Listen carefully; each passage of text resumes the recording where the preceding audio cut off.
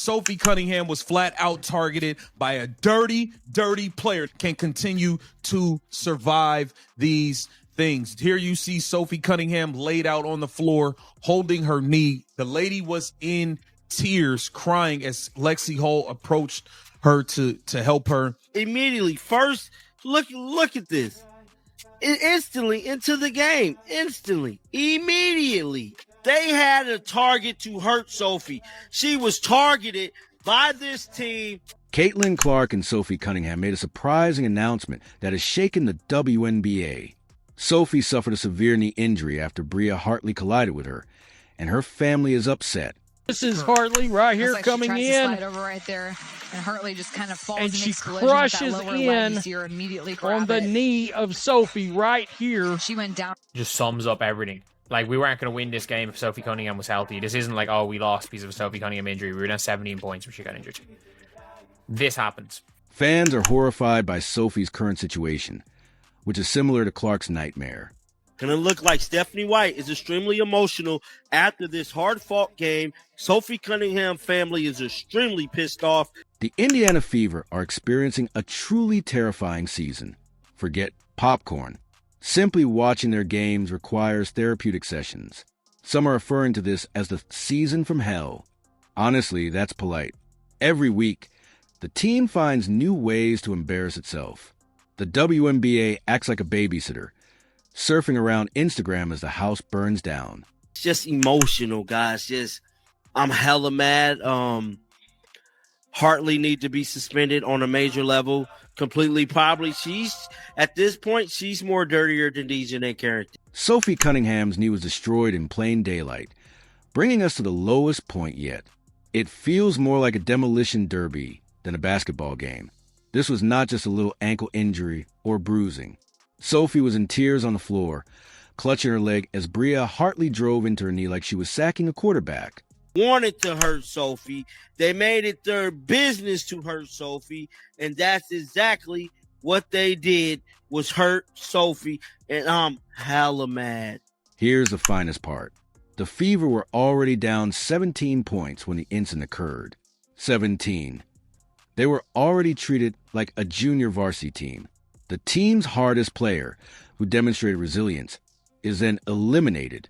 If that doesn't sum up the season from hell, what does? Sophie's sister Lindsay and her mom Paula.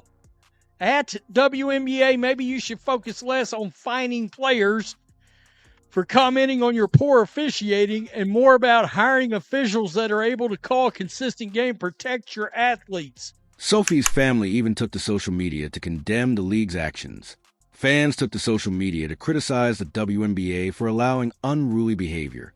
Someone was saying, how is it possible that in a professional league, star players are dropping like flies every week, and the officials still act like they're officiating a pickup game at the YMCA?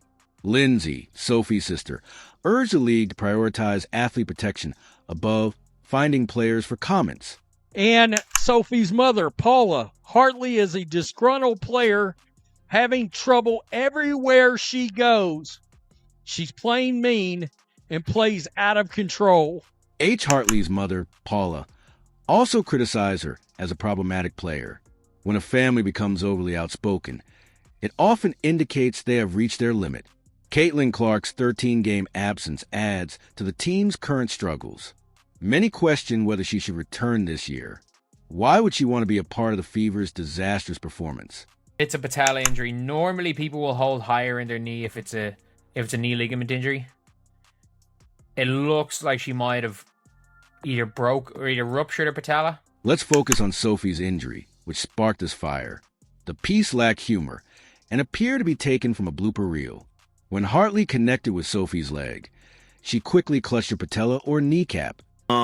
Sophie did not deserve any of that happened to her today, and it is very, very unfortunate, man. Fans experienced a sinking feeling at that moment. The injury did not appear to be an ACL tear, but rather a patellar fracture or rupture. Sports fans understand that this is essentially a one-time opportunity to return the following season. Analysts predict she won't return this year. Zero, imagine that. In a matter of seconds, your mid-season engine can be completely destroyed. Sophie Cunningham out for the year. How can this team continue to survive? We bring in Ari McDonald because of injuries. And who would have thought? Caitlin Clark would be out most of the year. Sophie Cunningham will have a season-ending injury. Sophie has suffered injuries in previous rodeos this season. Nope. She has sustained 2 severe injuries this year. And guess what? Both were against the Connecticut Sun. Both. When does coincidence become a pattern? The basketball gods appear to be pointing at the Fever and saying, "You are cursed." Sophie was the Fever's finest midseason player, so the family's fury is understandable. Told you guys this girl was a dirty player, and that's all she did today was show how dirty she is. This is unfortunate. I don't know how the Indiana Fever... She was not just another player in the rotation. She was on defense. She was intense. She advocated for Caitlin Clark, while no one else on the roster did, and now it's all gone. This is where things get out of control. Bria Hartley is the WNBA's Villain of the Year. Proving Sophie's injury was not a mere accident. If the league had trading cards, Hartley's card would likely include a caution label. She is a dirty, dirty player. She pulled Angel Reese out of air by her ponytail. Angel Reese is ready to fight. Just last game, I think 2 days ago. Fans predicted this outcome due to their poor reputation. This is not a one-off. Here's a highlight reel of turmoil. Earlier this year, she tugged Angel Reese's hair like it was WWE SmackDown. Sophie slammed Rebecca Allen to the floor a few days before her death. Several ejections and numerous cheap shots. She seemed to be preparing to compete for the title of dirtiest player alive. I don't know if it's her knee. I don't know if it's her Achilles, the way she was kind of dragging her foot. I don't know. But Bria Hartley has had dirty plays all season. But you got to know who we're talking about. Critics aren't simply casting shade. According to reports, Hartley specifically targets certain players. She actively seeks to terminate people's employment.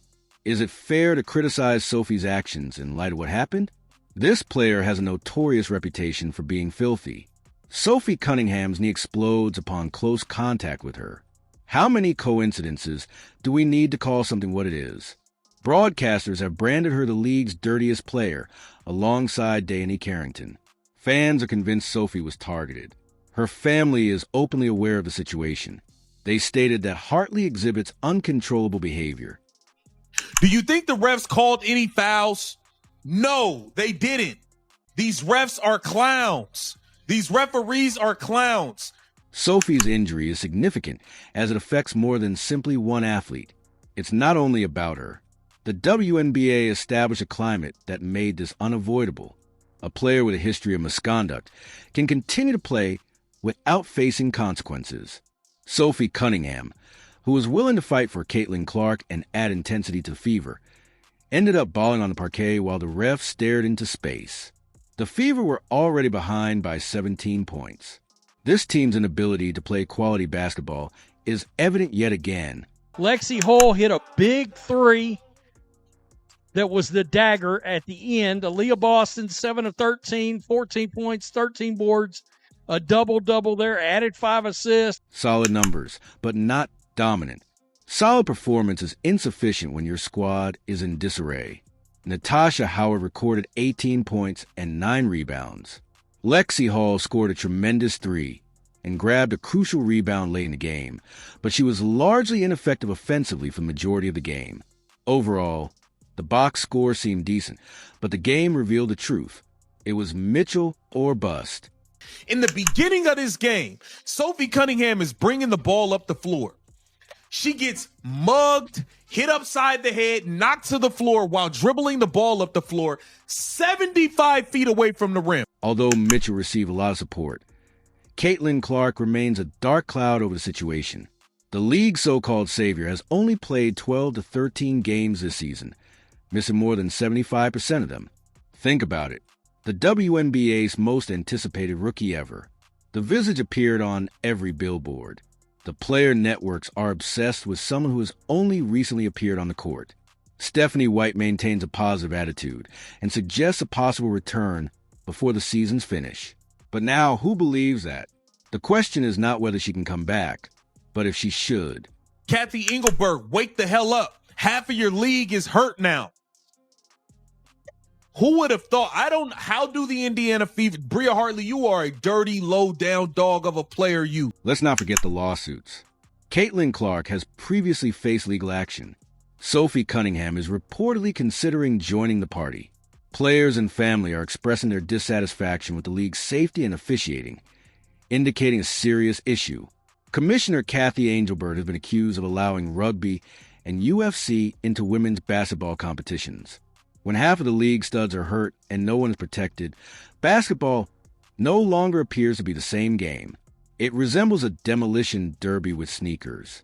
Wonder why there's so many goddamn injuries all over the league, because you are allowing people to play rugby and football and do UFC moves in the middle of a basketball game. Fans are losing faith. Playoff dreams are evaporating. Trust in this league is critically low. Ignoring the obvious will eventually catch up with you. Sophie is gone. Caitlin has scarcely played. The Fever is deteriorating. The WNBA is in a precarious situation. Caitlin Clark must choose between risking herself and allowing the league to handle the consequences of the train catastrophe. The WNBA can no longer ignore the drama surrounding the Fever season, which is on the verge of ending. What are your thoughts? Can Caitlin Clark save this wreck, or is it game over? Please like, share, and subscribe for more breakdowns like these.